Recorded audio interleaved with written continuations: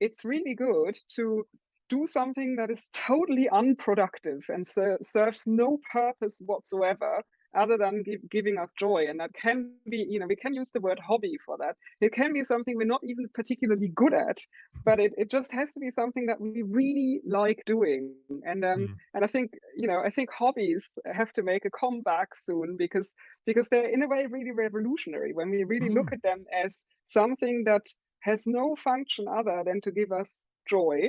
Mm. And it can't be about enhancing skills. It can't be about, upping our cultural capital or doing something Instagrammable.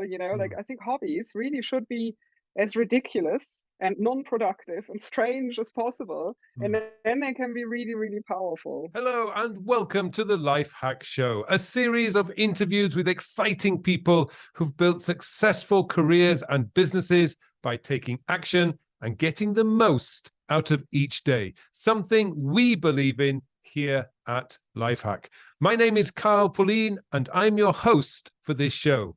Today's guest is Anna Schaffner. Anna is a writer, coach, and professor of cultural history. She has written books on the history of exhaustion and the art of self-development. Anna is deeply passionate about helping people transition from a state of exhaustion to a state of vitality in which they can direct their energy to what really matters in their life. So, Yeah. thank you, Anna, for joining us today. Now, before we get started, how would you define exhaustion? Like, what are the signs a person should be looking for? Yeah, that's a great question. And thank you for having me on your show, Carl. Exhaustion. So the kind of exhaustion I'm interested in is exhaustion that is sort of in between the mental and the physical. So it's not just a kind of tiredness that we can get from, effort, from having overexerted ourselves, but the kind of exhaustion I'm looking at and that I tend to work with my clients in overcoming that kind of exhaustion is somewhere between the mind and the body. It doesn't have very clear causes and it's chronic. So I Mm. think exhaustion tends to manifest in a feeling of weariness, of heaviness, of depletedness, hopelessness. So there's a mental dimension to exhaustion. So we can feel hopeless and very despondent and very worn out and without kind of optimism for the future. And in our bodies, exhaustion can feel heavy. It can feel like gravity is pulling us down and we have very little energy to hold ourselves upright. And I think exhaustion also manifests in kind of a strange in being trapped in a strange no man's land between rest and work. Like really Mm. seriously exhausted clients can neither work nor do they allow Mm. themselves to rest. And that's the dangerous state. That's the kind of state where we burn out, when we languish and we can neither actually recover our energy nor can we be productive in any way. So that's kind of the interesting thing for me. So there's like a difference between exhaustion is maybe the first step, and then burnout is the end game, so to speak. Yeah. Yeah, Uh, yeah. Burnout often follows on from from chronic exhaustion, and burnout is one more extreme version in the right. sense that the clients with whom I work who are seriously burnout, many just can't function anymore. They can't work anymore, and they also don't allow themselves to recuperate, or they don't know how to do that anymore. Right. They've Right. lost all connection with what gives them joy and what replenishes them. So I Mm. mean, burnout is a really, really serious state, and severely burned out people often have to change profession. They just Yeah. cannot go back to into their old jobs because it's an area invested with a lot of trauma, and their bodies just say no at some point. They say Yeah. like, I can't go on like this. Mm. So is there Yeah. like anything like an early warning sign that somebody should be aware of? Because we do hear a lot about, exhaustion, burnout, breakdown. I mean, all these words are bandied about in the media. But what I'm always curious about is, well, there's obviously got to be a first sign that this is happening or potentially going to Mm. happen. Is there any signs that people should be looking out for? Yeah, that's a great question. So I think joy joylessness, Mhm. when we lose our capacity to experience joy, when nothing really, we don't allow ourselves anymore to engage in activities that make us happy because we feel like we should be working all the time. So we Right, right. spend almost our entire lives working, and we Mhm. can't really be very productive at work anymore either. And I think cynicism, depersonalization is one of the core symptoms of burnout. So we become very cynical about our work, about our colleagues, sometimes the people for work with whom we work. And I think a sense of tiredness, a lack of energy, everything is work, even Yeah. moving ourselves around, even Mhm. getting out, brushing our teeth. I think these are definitely warning signs. And I would also add to that a kind of sense of hopelessness. Like life turns gray. It's like someone Mm. switched on a cosmic gray filter. And I think that's when we're in a state of extremely serious exhaustion where we often need outside help. Right. So, of course, it's perfectly normal, would you say, to have the occasional bad day? What you're talking about is this is just something that just perpetually just seems to stay with you for days, weeks, months, however long. Because I know I Yeah. have bad days, but they are very, very rare, fortunately. And it's probably because I've probably been pushing myself a little bit too hard. It's just saying, oh, okay, I need to back off a bit here. So right, I get that. Because I was just thinking, because I think most people at some point are going to have bad days. They're just going to feel Of course. tired and down and a bit gloomy. Yeah. Yeah. So Yeah. I was going to say, in your opinion, though, would you say that this has become a bigger problem in, say, the last 10, 20 years? Or is it just the media that's maybe talking about it more than they used to do 20 years? I mean, is it getting worse or has it always been around? Mm. Yeah, that's a really interesting question. So I have written a book on the long history of exhaustion. Mm. And I argue in that book that people have always feared exhaustion, always battled with exhaustion, always been anxious about exhaustion's effects, both on the individual and also on society as a whole. So I think exhaustion is not a new experience. It's partly what makes us human, the Hmm. understanding that our energies are limited, that we worry about wasting them, losing them for good, squandering them, and not being able to replenish ourselves. So I think that fear has been with us since time memorial. But I do think that in our age we obviously have new exhaustion generators like new technologies, communication technologies, social media, permanent connectivity, and also working from home scenarios, which some people love, other people detest. And we also have a lot of I think new psychosocial pressures, with having internalized a very damaging attitude to time and productivity, and to always having to be hyper efficient and effective. There's a faster pace of life now that I think can get to a lot of people. And I do also think that competitive capitalism adds new stressors in the sense that we become much more worried about winning and losing and staying on top of the game. And these kind of scenarios, I think they have added to making exhaustion a more prevalent and acutely felt Mm. phenomenon. Mm. Well, you mentioned there about the like that kind of push towards increasing our productivity and efficiency and and all that that combines with that. And now, would you say that the mental state of that push towards productivity is a contributor towards us feeling more exhausted and more burnt out? I think so. I don't want to step on your toes, Carl. I No, know no, this no, is your no, no, because your I'm big I'm area. don't worry, I am completely Yeah. completely with you on this because Okay, I good. think one of the things that I have to do in my line of work is to slow people down and make them realize Mm-hmm. that they don't Yeah, have to do everything in one day.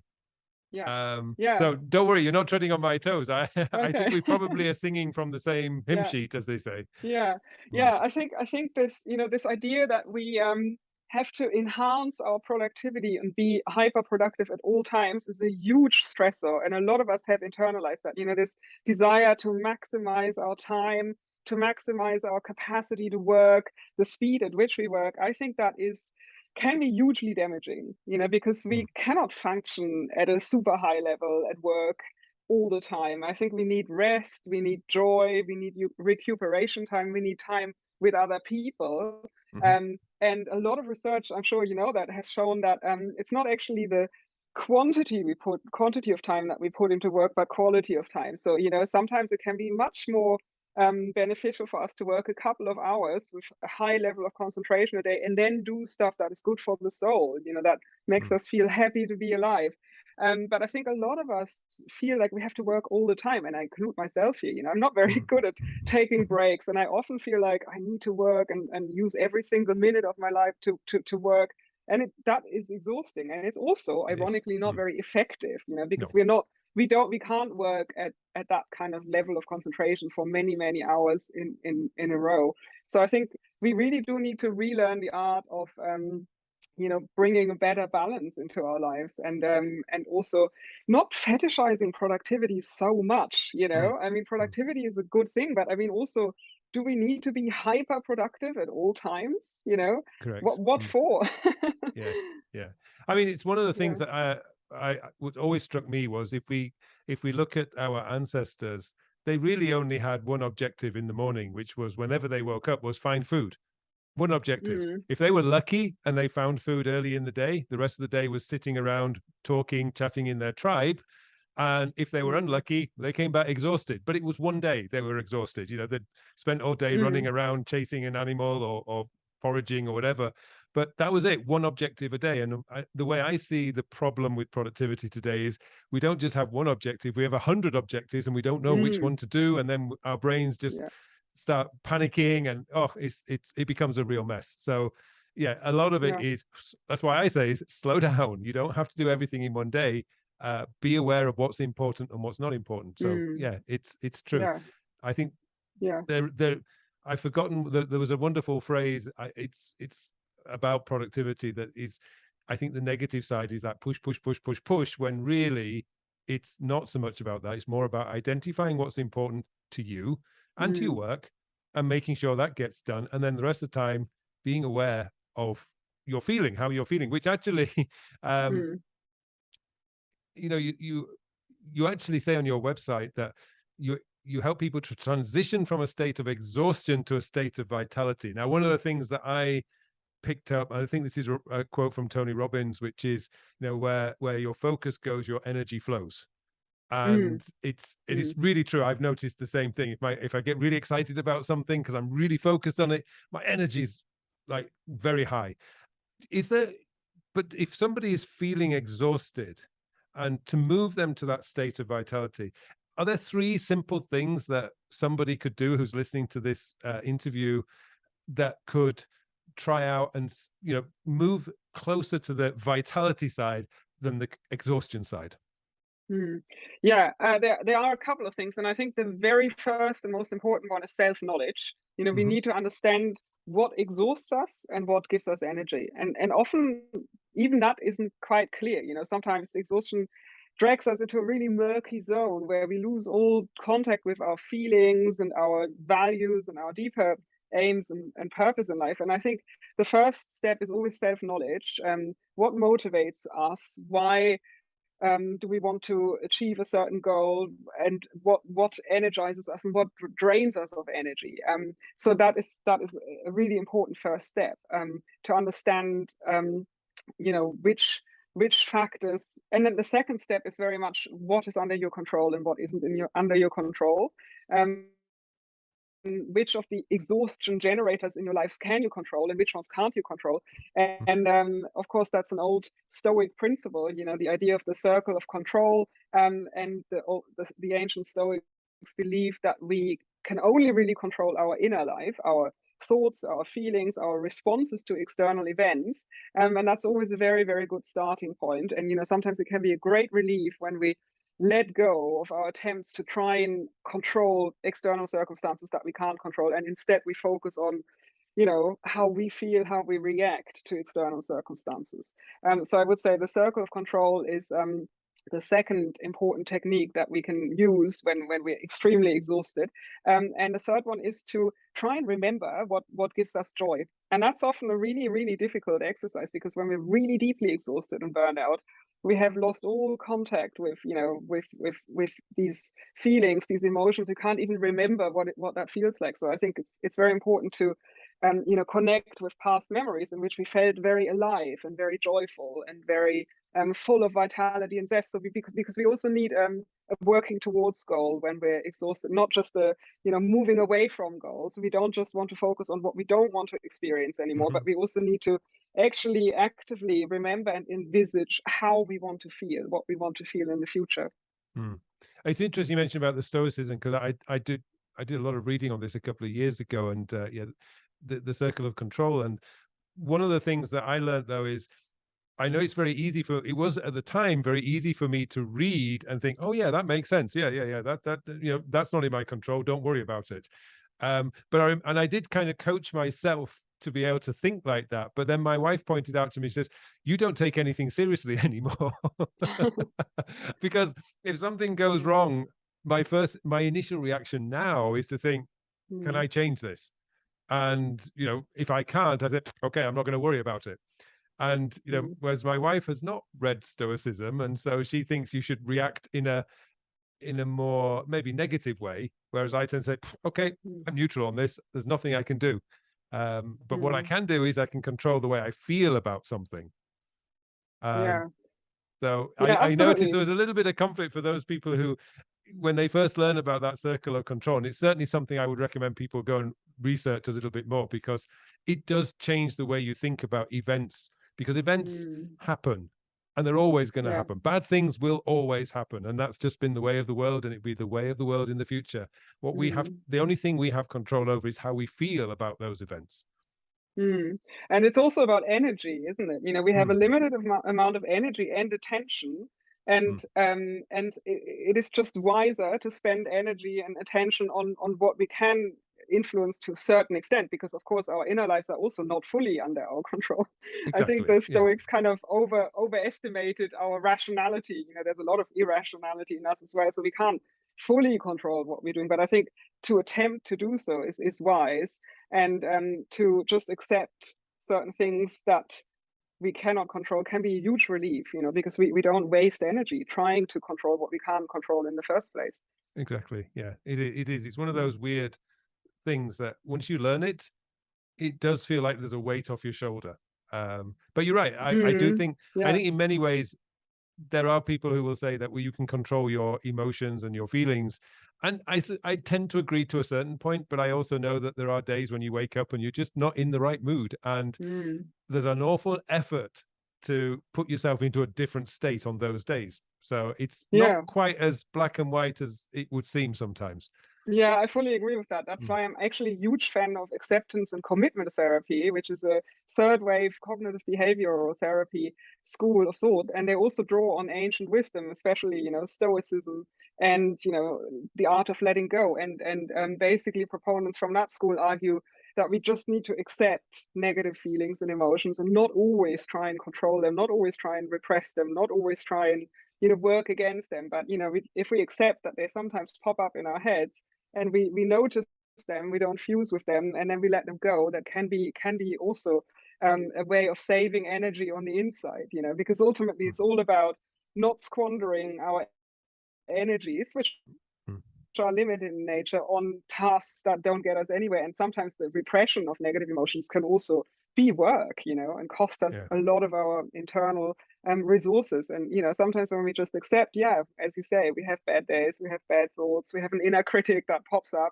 we can look at it and say, is that useful to me right now? Yes or no. If it isn't, we let it pass. But I don't think we always need to fight it. It's also part of being human to be sad and depressed and anxious sometimes. Yeah, and actually that's an interesting point that you make there, because I was going to ask you is, how important is self-awareness, self-knowledge in helping people to be less exhausted and avoid burnout? Mm. I think it's hugely important because we're all very different, and what energizes us and what drains us tends to be completely different from person to person. You know, like a simple example is people who are more introverted and people who are more extroverted. And introverted people need to recover by being on their own Mm, and reading and withdrawing from social interactions, whereas extroverted people get energy from being with others, and they find being on their own usually stressful, mm, or unsatisfying and boring. So I think we need to know, first of all, what our preferences are, our natural preferences. And we also need to know our patterns, because we all have patterns. You know, we have mm, patterns of thinking, we have core beliefs about ourselves, we have things that trigger us, we have events in our past that really shaped us and that make us react really irrationally at certain moments in our lives because we're triggered and something older is being, awoken that we can't really make sense of. So I think the more we know about our unconscious patterns, the more we can also at least recognize them, not master them necessarily, but mm, understand mm. why they're there. And that in itself can be hugely helpful, because then we don't blame ourselves so much when we have irrational reactions, but we kind of remember where they come from. And we can be a bit more compassionate with ourselves as well. And I think with regards to energy and exhaustion, self-knowledge is really absolutely crucial, to know what revivifies you, what gives you pleasure, joy, and what drains you, and also what kind of patterns you are burdened with and how they Mm. impact on you in your present. And I guess the idea is not to let our patterns determine our future too much, as far as Mm. we can. Yes, I think that there's a quote that says like, "Your past doesn't equal your future." Yes. And I've always loved that Yeah. because I've always been aware that everybody has the power to change, because we can change the way we think about ourselves at any time. And Yeah. but it starts with that self-knowledge, self-awareness, because if you don't know who you are, you don't know who you want Mhm. to become either. So it's like Exactly. you need a Exactly. starting point, and that's where you are today. So that's self-awareness and Yeah. self-knowledge, knowing what you're good at, what you're not good at, so that you can Mm. decide, where can I improve? And that's that self-improvement side. And that's always motivated. That's always energized me, is that Yeah. belief that at any time I could decide to change. I don't Yeah. obviously change all the time, but there are things I'll wake up and think, maybe one day I'll think, I'm not really happy with the way I react in these situations. And, I can think, so what can Mm. I do to change that? Yeah. So Yeah. yeah, I know what you mean about that self-awareness, self-knowledge. It is really uh, a big part of, you know, being aware of what are the trigger points to that mental. I think mental exhaustion is more difficult to see or understand than Yeah. physical exhaustion. I don't know if you've Very ever come true. across that. Mm, Yeah, I think there's also, a lot of people are exhausted or burned out because of work, and that mm, is actually trickier to treat, because many of us can't just quit our jobs or revolutionize our working environments and completely reform everything. I mean, a lot of us are stuck in structures that are not great for us and that are actually making us ill.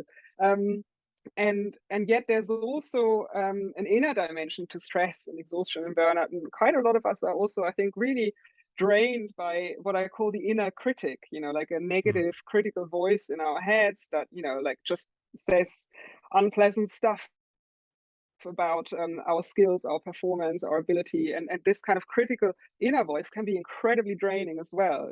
Because we may even be high achievers, do really well in our jobs, and from the outside look incredibly successful. But if we have an inner critic, they have the gift to throw mud on everything.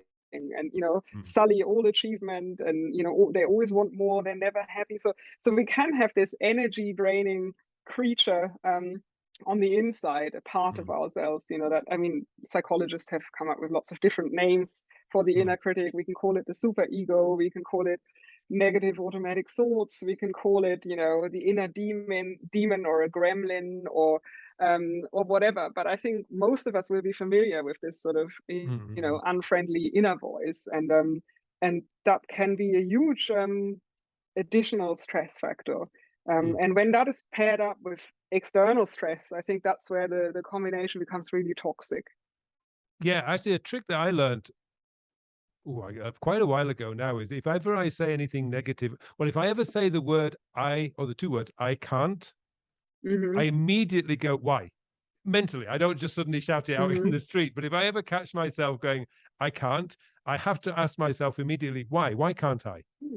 Now, what Yeah. that does is it could very well be that I cannot do it, but it's often because it's a way of uncovering a negative self belief.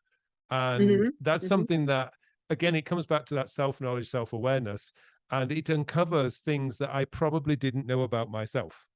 And so Mm. just by pausing and just say, why can't I do that?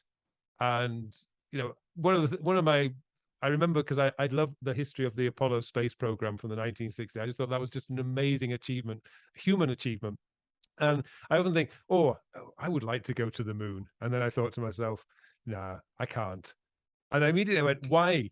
And I went, actually, because I just wouldn't want to go to the moon. I would feel so isolated. And Mm. no, I like to read about it, but it's just that I don't have the desire or the passion to go there. And then I can Mm. let it go because I don't have the passion or the desire to go to the moon. But it doesn't mean that I cannot do it if I really had the passion or the desire, because I Yeah. would probably try and figure out a way of doing it, but I don't have the desire, so it's never going to happen. Yeah. I really like that, this I can't, why. It's a Yeah, nice mental trick, isn't it? it is. I also there's a technique that I really like. It's called cognitive diffusion. Hmm. And it's from acceptance and commitment therapy as well. And the idea is that we are not our thoughts. And when we Hmm. have negative thoughts, we can actually attempt to put a bit of distance between ourselves and the thought. And a really easy way of doing that is to add I think that in front of your Right. negative thought, and Mm, it could be like, I mean, usual, very common negative thoughts are like, nobody likes me, I'm not mm, lovable, I'm really bad at my job. And we can, when we start when we notice having these thoughts, we can add, I think think. that I'm really Mm, bad at my job. And then you already create a really important gap between yourself and that thought. And mm, you can look at that thought as what it is, just a negative thought that is probably not true and usually quite unhelpful. And you can really train your brain to create that cognitive distance, to defuse from the thought that isn't mm, helpful at that point in time. And that can be incredibly powerful, because that way that thought isn't our reality, but we actually mm, notice it's just a thought. It's not even mm, true, and it's not mm. particularly helpful, and then we can let it Yeah, go. yeah, yeah. Yeah. No, I like that too. Rather than making it a positive, affirmative statement by introducing the word I think, there's an element of doubt as well now. Hmm. So, Yeah. and therefore it's not as powerful as it would have been if you just said, I'm not good at my job. Yeah. Because now Exactly. it's like a definitive statement, Yeah. and you're more likely to believe that. But if you say, I think I'm not really good at my job, now there's Hmm. there's an element of doubt. So it's Yeah. not as strong anymore. Yeah. And you can even add one more layer. You can add, I notice that I think that I'm not Right, particularly yes. good at my job, Mm, because that way you actually, you notice what is happening, you notice what your brain is doing, and you're just looking at it saying it's not mm, particularly helpful. It's not the reality. mm, It's just a thought. It's just words. yeah. It's a habit Mm, of thinking mm, about ourselves that doesn't get us anywhere. And then we yeah. can let it go. Mm. Now, one thing that you mentioned a little bit earlier, which was about like the work environment and how that has an Mm. effect on our energy levels and vitality. And I was going to ask you actually, would you say that our work environments are a big contributor to the levels of exhaustion and burnout today? Like, has the pandemic and the increase in working from home helped, or has that exacerbated the problem? Mm. Yeah, I think the jury is out on that question. I think some people love working from home, myself included. Mm, I've always been a huge fan of home working, mm, but that's also because I'm really introverted, and it costs me a lot of energy, to small mm, talk and be amongst people and in bigger groups. So I much prefer to, have that in small bursts, not all mm, day, every day, but to have these interactions when I choose to have them. But other people thrive on seeing others, and they need to bounce ideas back and forth. And also workplaces have become really important social hubs for most of mm, us. That's mm, where we see other people, and when we suddenly don't see other people anymore on a regular basis, that can make many people feel incredibly lonely and disconnected. And then I think also online, relationships can become, they can deteriorate easier, more Yeah. easily, on email, and on Zoom. Everything is very effect orient, like everything has a purpose, everything is instrumentalized. Like you don't tend to meet to chat on Zoom. It's like usually a very purpose driven way of meeting.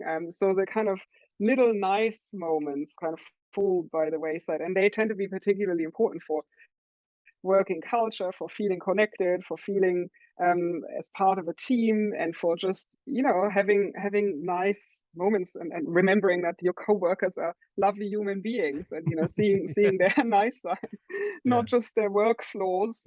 Mm. So it's I think it's a huge problem that the kind of the photocopy chat Mm. culture is Mm. declining, and then also the ways in which our leisure time and our work time blend into each other, merge, because we're doing everything in the same space. We don't have a commute that provides a bit of distance, like Mm. a getting there, getting home, that can be very good for clearing your head and preparing and then relaxing. So all of that falls away, and that can be usually problematic. But on the bright side, people can work in environments that they might prefer.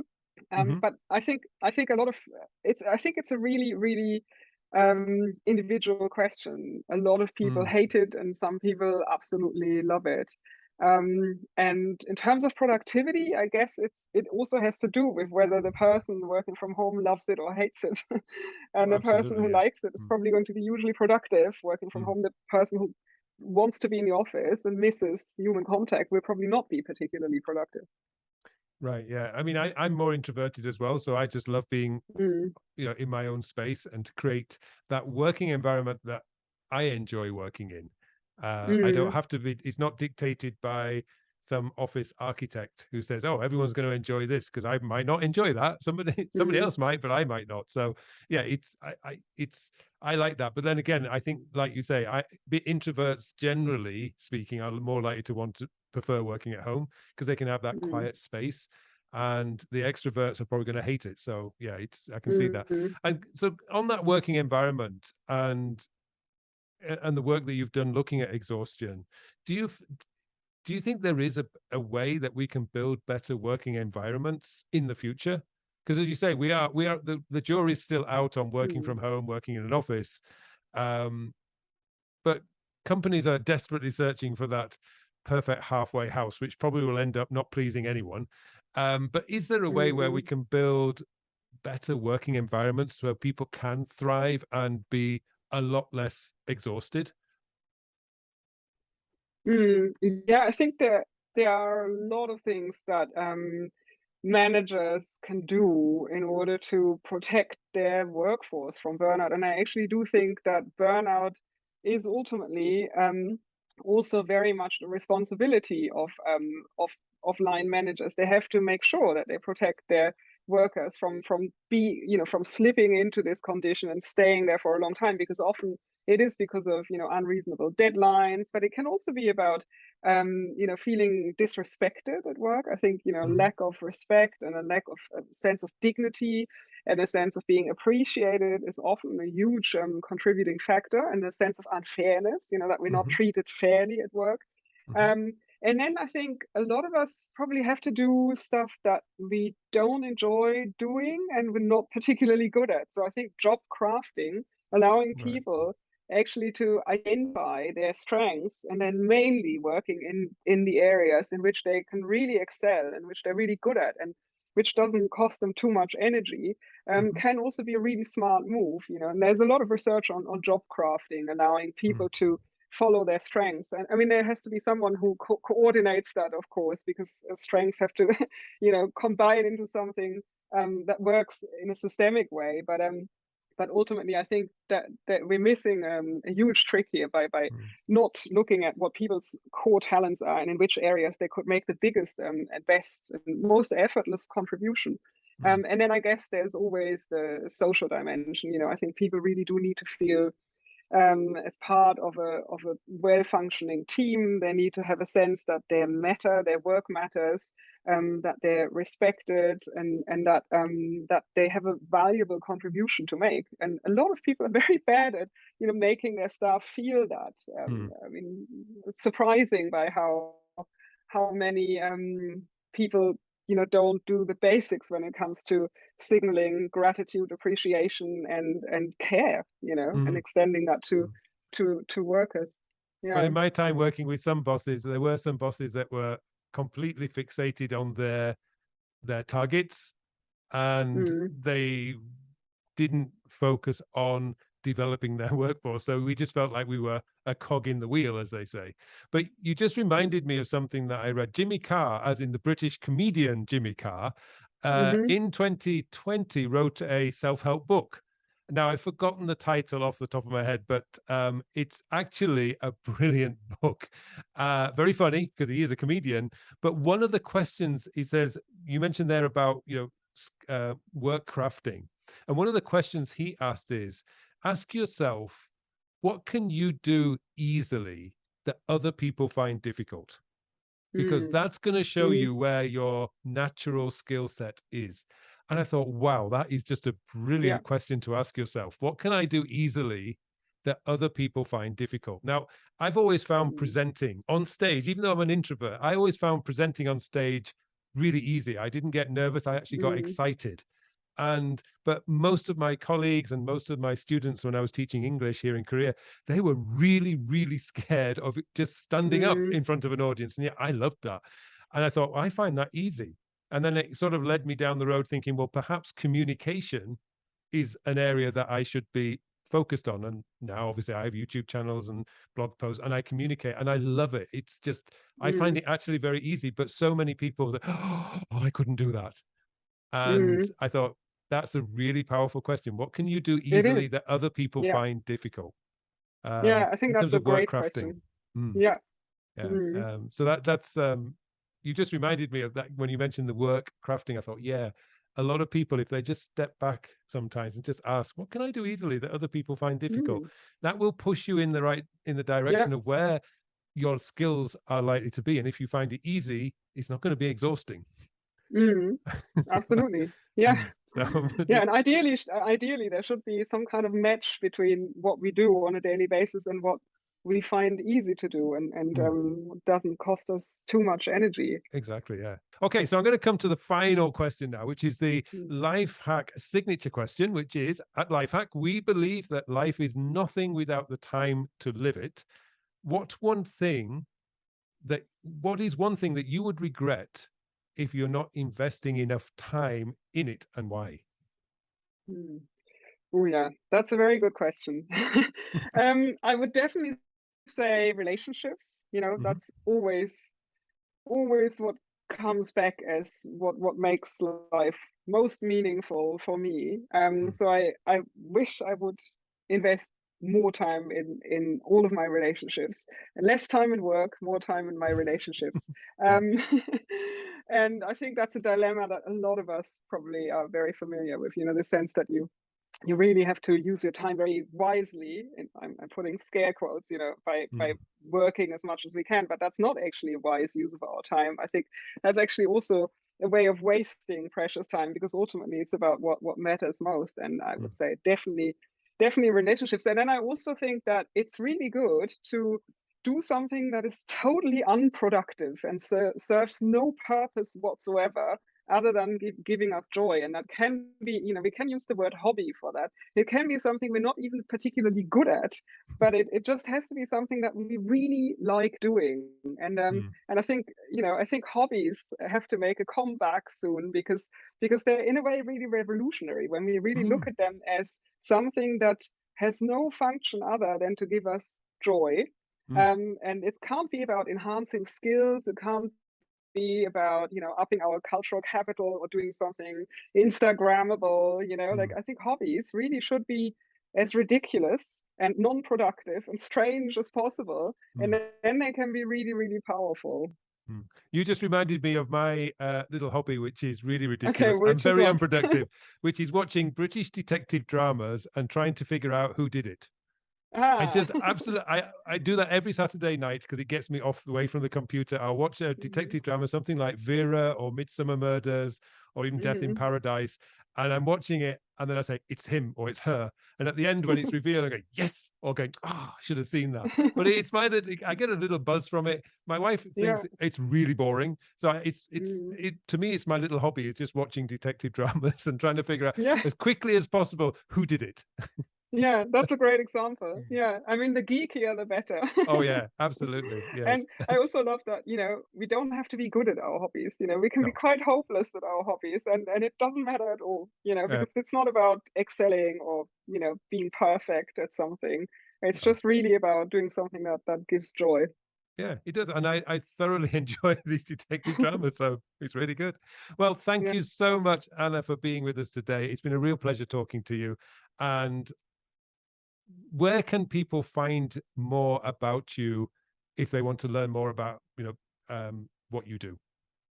Yeah, well, first of all, thank you. I really enjoyed our conversation, Carl. I've got a website. It's the Exhaustion Coach, and that has a lot of links and has links to some of my blogs and journalistic writings. And I've also just published a book which is called The Art of Self-Improvement: 10 Hmm. Timeless Truths. And that book traces many of our current self-help trends and Hmm. assumptions about self-improvement back to their ancient roots. So I look at the history of the idea of self improvement and how it developed over time, and which techniques, which assumptions are still with us, and why they still matter. And I think it's actually the ancient strategies from which we have most to learn, because they stayed around for a reason. It's because they work, because they're Wow. still effective. So yeah, that would be my That's cool. recommendation. That's fantastic. Well, we'll make sure there is a link to your website in the show notes below. So, again, Super. thank you very much, Anna. Now, if you would like to learn more about de stressing, refocusing on what's important, and re energizing yourself, then here at Lifehack, we have the perfect toolkit. Our Mindful Focus Toolkit will teach many of the aspects we've discussed today and a lot more. Full details of the toolkit are in the show notes below. Thanks again, and I look forward to seeing you in the next show.